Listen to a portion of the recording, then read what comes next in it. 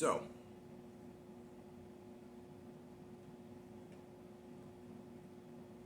I have not made any of my,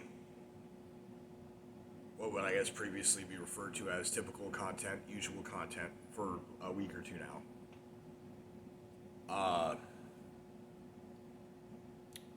I don't know how to describe I don't know if there was a shift or what, but I just kind of, I have a reserve, but the time is not right. So, like a reserve of ideas. Um,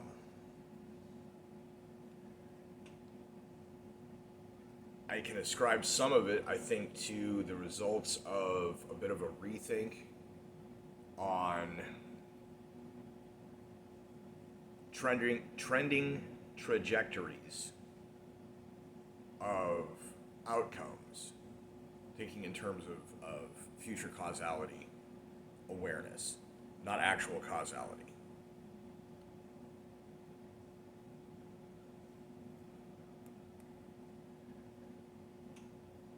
Thinking that it would be easier then if by now I shifted modes. So I kind of want to get back to walks in the sacred realm. There are many sacred realms actually to walk in. I just haven't. I don't know that the whole method of those videos was developed in a completely different lifestyle than what I've got now. So for me, it's a matter of translation to being able to. It's hard to describe because it's basically, it's imagination time with a video. But the alignments to be before engaging the imagination to successfully walk in one of those realms is a little different.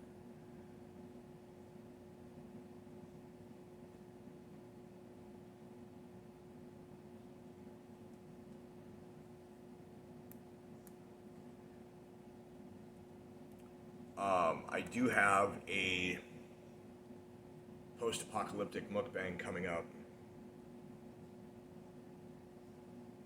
I've got chicken, I've got rice, I've got peas, I've got that thing I kept saying I was going to do. So that if I don't make any more of those for a while, I've got that. I do want to do a segment on dried milk. I was told that it was expensive. I went to the store to get some just for the hell of it because I'd pretty much run out of all but about 1/2 cup of the powder of what I got from the food bank. And it's like I'm doing okay. I mean, I'm new into this job, but I know what I'm doing and I fished into water kind of thing, and it's just like maybe surprised everybody how well I can just get back into something like that. Make it a part of your life. It's a lifestyle choice, not even just lifestyle, but I don't know, the code, the principles.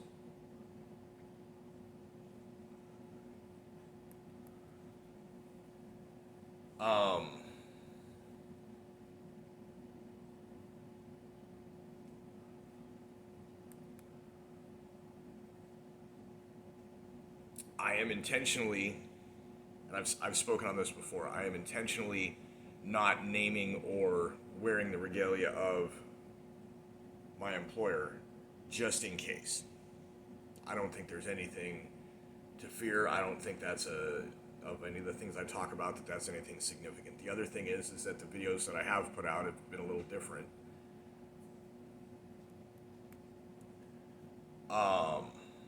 There was another alteration in content, the almost complete halt of all previous styles of what I've been doing up to that point about a week and a half ago.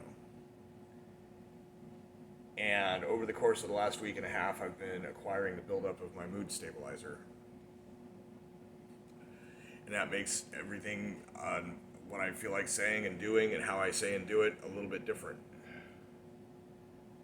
So rather than document that, I figured I would kind of hold off on regular content until I'm back at baseline.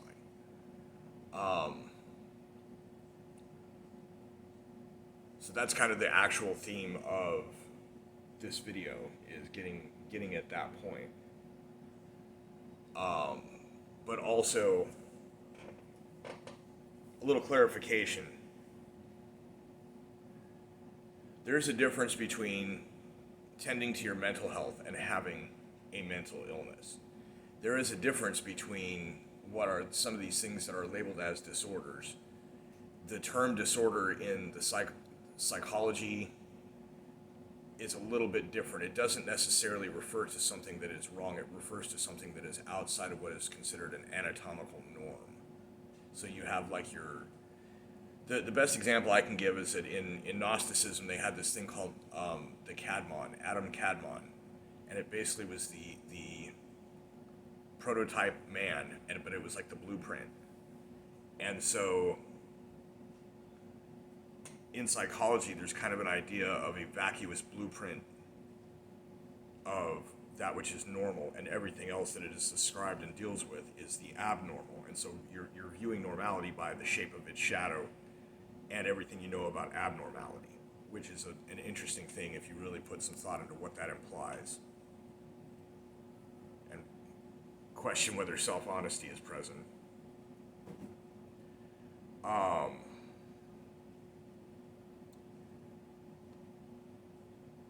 Because when you talk to someone and they say, "Oh yeah, I was told that there was some sort of a mental illness or something," when talking to me, like telling me this, it's like,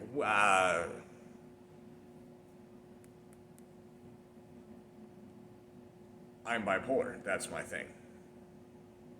I've got autism spectrum that I'm on, however the term is that works. And over the course of my life, there have been several significant traumas. However, as an adult, I've learned the grieving process and am able to make sure that unhealed traumas are healed as best as possible. So when it comes to my mood stabilizer, my operative function with it is that it remain private. Medical laws say that can be so. That is how I like it. I am a private person, even though I make a public outlet.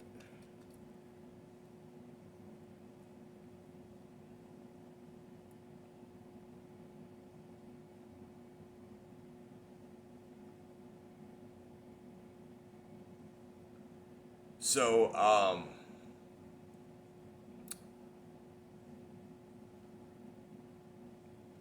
the mood that needs stabilized is what I'm going to talk about.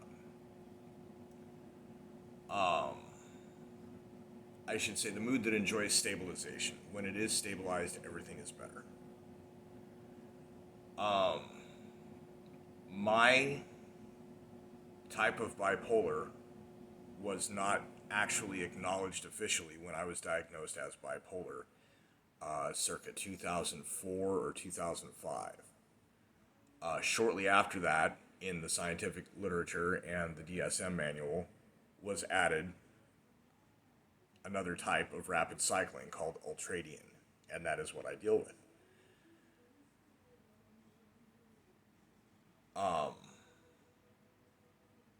Regular moods of a person are completely regulated by stimuli from the environment, from internal mechanisms, whatever. Intentional thought, where you place yourself.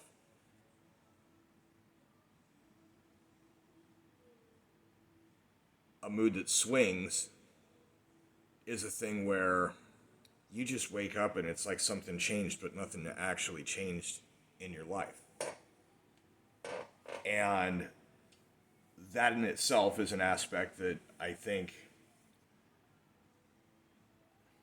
if there's people in the expert community, the scientific consensus or whatever on psychology, if they know of deeper connections, they aren't letting on. And they claim that all of mood swings in these categories are arbitrary to external stimuli. That is the defining characteristic of a bipolar mood swing, is that your mood is going to do this thing over time. And how often that occurs and in like how much time is spent in each phase is not something that is affected by external stimuli.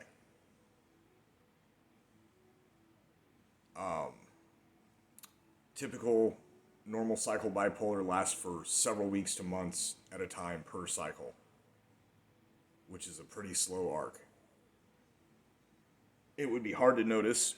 You would spend part of the year feeling great, maybe getting crazy, and then you would spend part of the year, a little bit longer, feeling under just, born under a bad sign. And then it clears up and things are getting better and then you would have that for several weeks or months. And then that's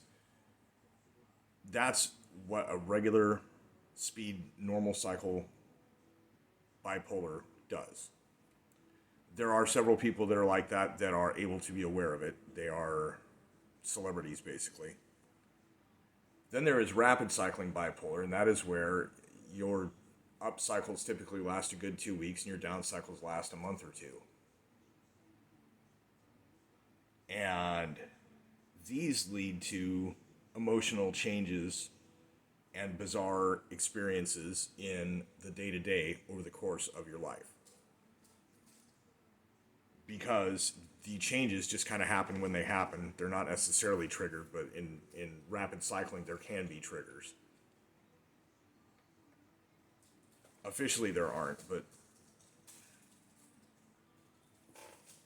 pardon me.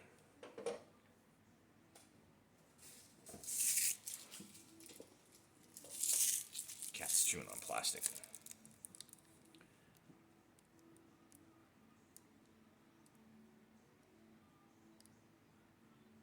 What I'm getting at is that in the official community that claims that there is an arbitrary only connection, that there is no causal, the swings happen of their own. Either that means that people who are affected by mood swings that are affected by external stimuli but are not, they otherwise act like bipolar, would not be bipolar. While there are other disorders, as it were, that have mood swings, they are different than bipolar. So rapid cycling was the closest thing that I qualified to. But there was a lot that the psychologist that I visited, who was brilliant, he had a lot of experience with younger cases, but a girl that he had helped immensely put me in contact, and he met with me, and we decided to have some sessions. He had to get some other books off the shelf and read some things as I talked to agree that, yes, I think that's what we're going to qualify this as. And what it was that was a different thing that was difficult to connect it with was the rapidity of my mood cycles. And this is a thing that, like, in the true sense of it being bipolar, I can be in a room alone by myself over a long enough period of time to notice several mood cycles.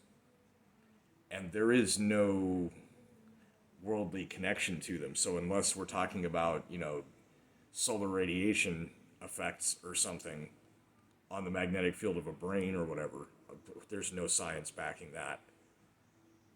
Pure speculation. But unless it's something like that and they know it and they're not telling it, they just are not aware of it, maybe it is, maybe it isn't. Bipolar is said to have superstitious connection behavior, so being stuck with logic myself, I therefore take the opinion on that matter that there could be a connection and it's an agnostic thing until there is proof. But I can just sit and have my cycles and nothing will have happened to cause them. Ultradian cycles take place anywhere from 15 minutes to an hour at a time and repeat. Sometimes I can go longer periods. I've actually gone weeks at a time for a few periods of my life. I was able to be stable long enough to maintain that. But it seems like the difference I've noticed is that in typical type 1 and type 2 bipolars, there is no ability to control the mood swings, and I can kind of meditate and stabilize and normalize a bit. Because it seems like the ultradian cycles only occur under stress. So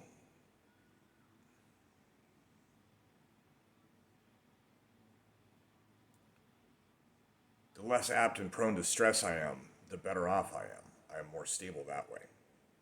So that's where it is. I keep it private on a lot of things. I will attempt to continue to opine the things that I opine, but the thing is, the sources of information are sparse. My mental capacity to do the searches, as well as my physical capacity to keep track of the information, is so limited that I'm just not worrying about it.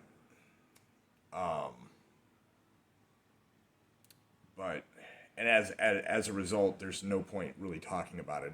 That would just be me cheerleading the 5 or 10, depending on the week, people that are currently viewing each video, if they're even the same people. So, just getting used to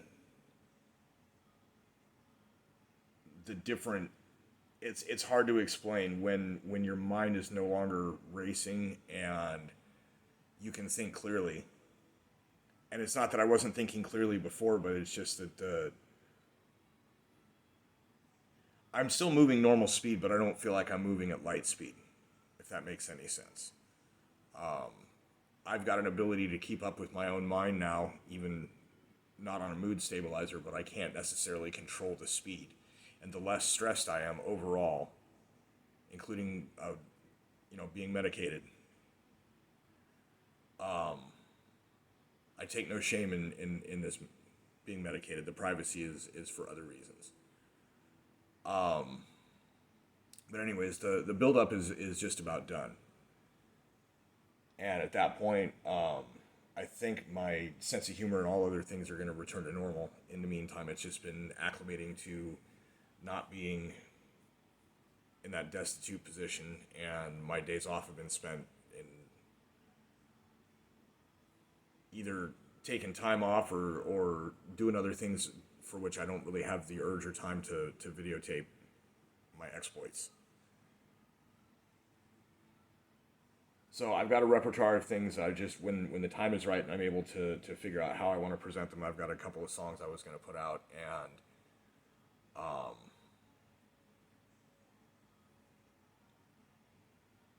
I don't know, reacquiring the method is basically what it is that I'm doing.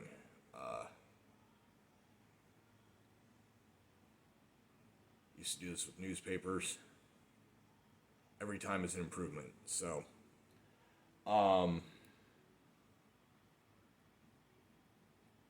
that is where it is with the channel update. As far as work goes, it's been fine. It's been better than fine. It's been great. Familiar faces, some cool people. Business is good.